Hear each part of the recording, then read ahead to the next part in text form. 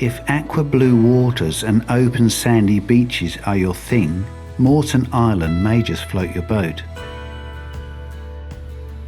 This slice of paradise offers towering sandhills, mangroves, open beaches and sandy inlets. A weekend away on this island feels like nothing much has changed in decades. Both sides of the island are accessible by four-wheel drive.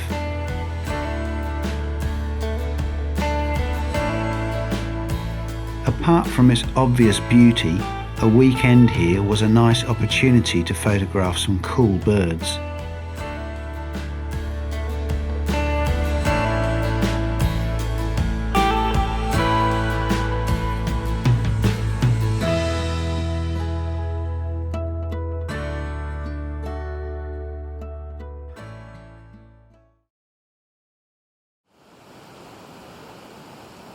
The mangroves situated on the western side were a good place to start. The first birds to greet us were mangrove honeyeaters. Their raucous calls could be heard from some distance away. This particular individual had lost an eye, which is hardly surprising when one considers how aggressive they are.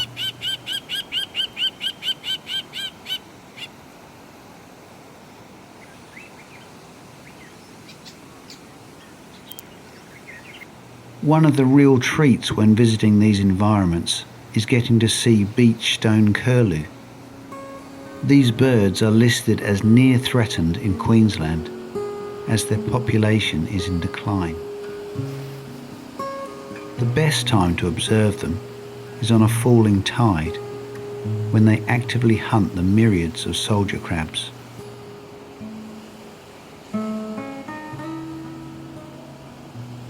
This pair were gorging themselves for some time before returning to the cover of the mangroves.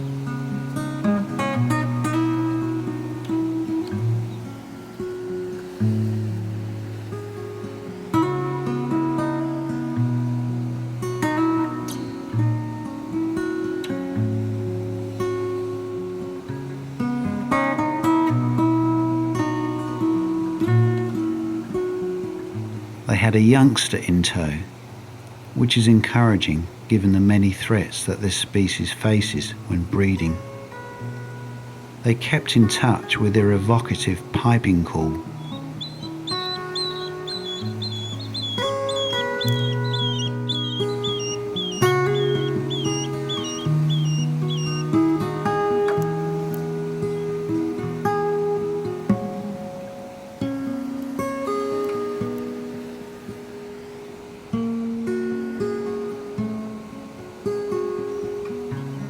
Beach stone-curlews are a reasonably confiding species, as long as one stays low and still. Even though they are used to people, one needs to know when it's time to leave them alone.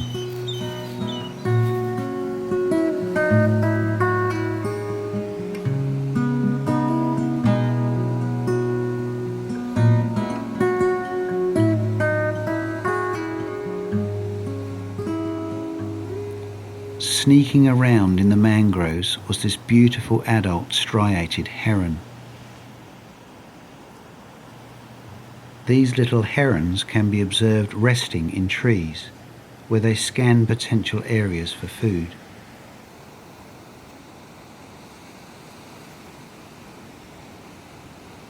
Stealth is the name of the game, as they hunt for small fish along the edges of the tidal inlets.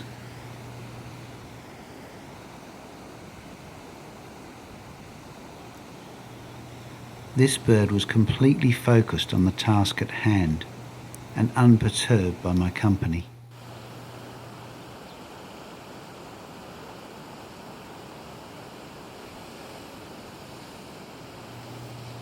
Exploring our way up the western beach at a tidal inlet, we observed our first pair of white-breasted wood swallows for the weekend. I suspected that they were nesting, and sure enough, a little stick nest could be seen protruding from a broken limb Using the car as a hide, we waited a couple of moments, and the bird was happy to return to its duties shortly after.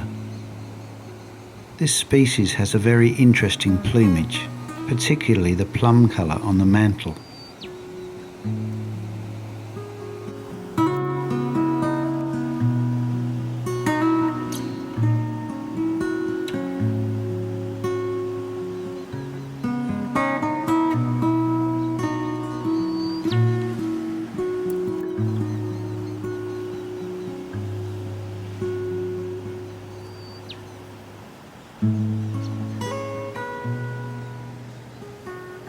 Also perched in the mangroves was this stunning sacred kingfisher, no doubt hunting for crabs around the pools.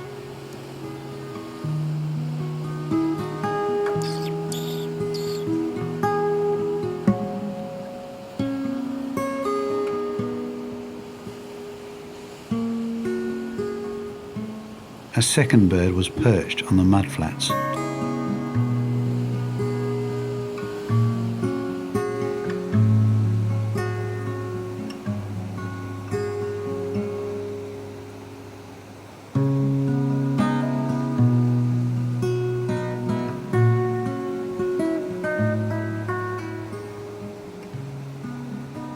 Brahminy kites are frequently seen on Moreton, and we encountered several during our stay, often perched during high tide. Somewhat regal in appearance, their chestnut mantle is unique amongst Australian raptors.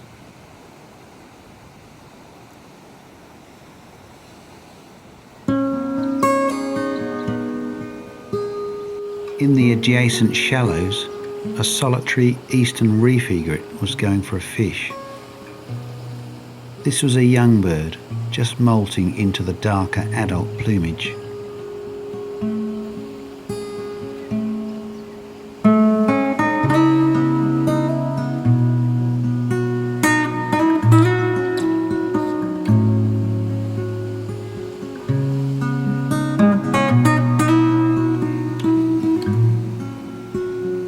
Nearby, in an adjacent gutter, there was a small flock of shorebirds, mostly migratory redneck stints.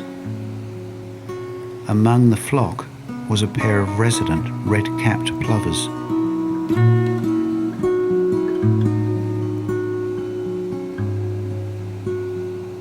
These stunning little shorebirds are a delight, and this pair were very settled.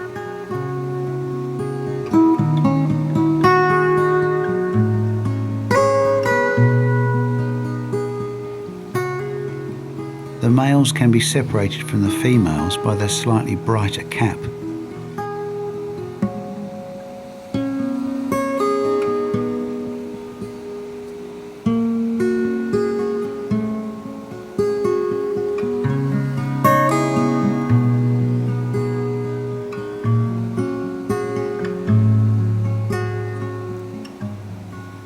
Running along the sand, they were hunting for tiny crabs.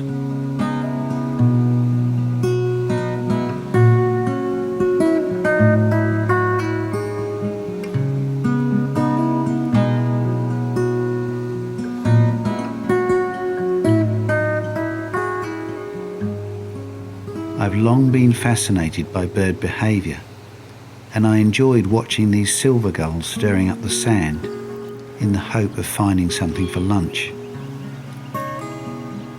Young and adult birds were all using the same technique, which must be a proven method of hunting. Our first day had been a wonderful introduction to this stunning destination, and it was time to make camp in amongst the dunes.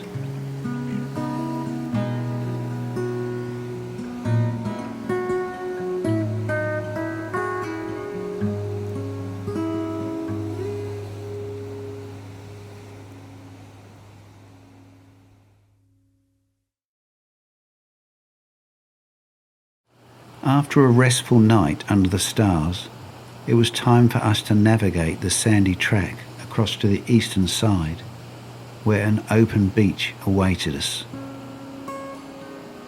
it's best to navigate the beach at low tide.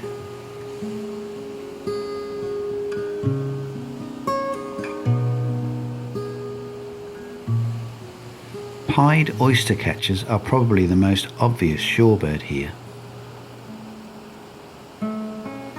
We spent a while watching this pair in the lovely even light. I find them to be very beautiful with their contrasting plumage. This individual was looking particularly alert as it was tending a chick.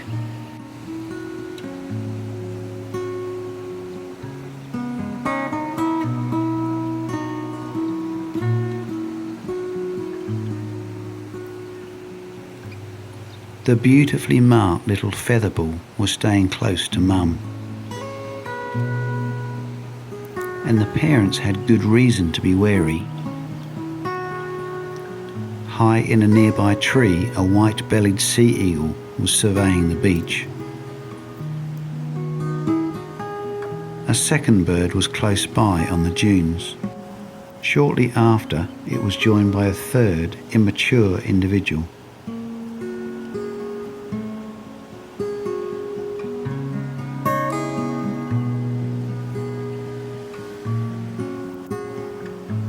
Up close, these birds are impressive, with a wingspan in excess of 6 feet, making them second only in size to the wedge-tailed eagle in Australia.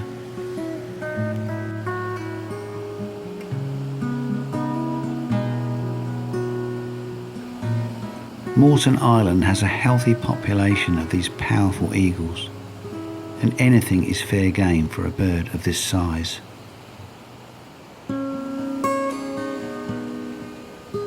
After a few tense moments, it became clear that they were not interested in the oystercatchers, leaving the parent to tend its young.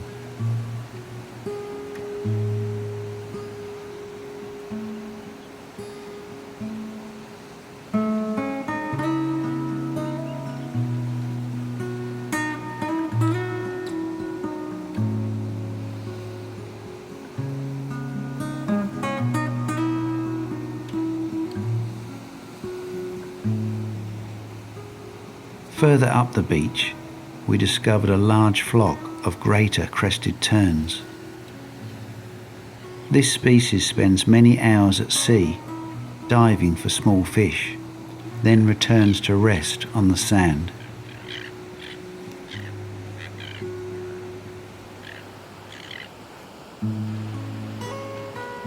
There's something fascinating about observing flocks of birds, and this group consisted of birds at various stages of molt. I have long been in the habit of scanning these flocks in the hope of turning up different species.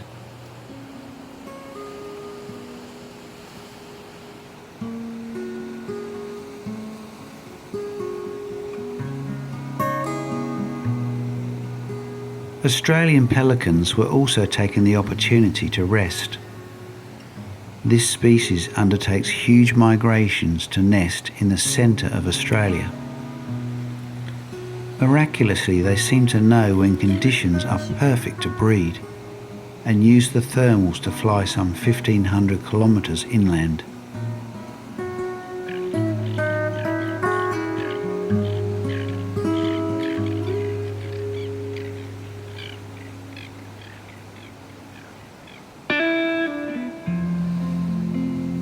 After another short drive up the beach, late in the afternoon, we chanced upon something really special.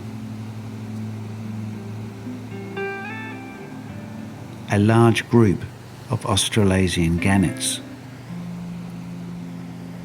These impressive birds have a wingspan of over 5 feet. Remarkably, they plummet deep into the ocean, catching fish down to 12 metres below the surface. This was quite a spectacle, and we were in awe of their skill and coordination as time and again they bobbed to the surface like giant corks with their catch. For an hour or more we were captured by this wildlife spectacle.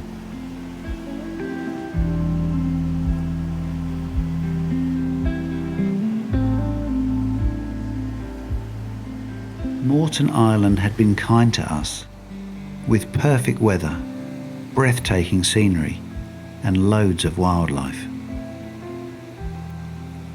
What a fitting way to finish this weekend. The scenery and the wildlife combine to make this destination one of South East Queensland's special places.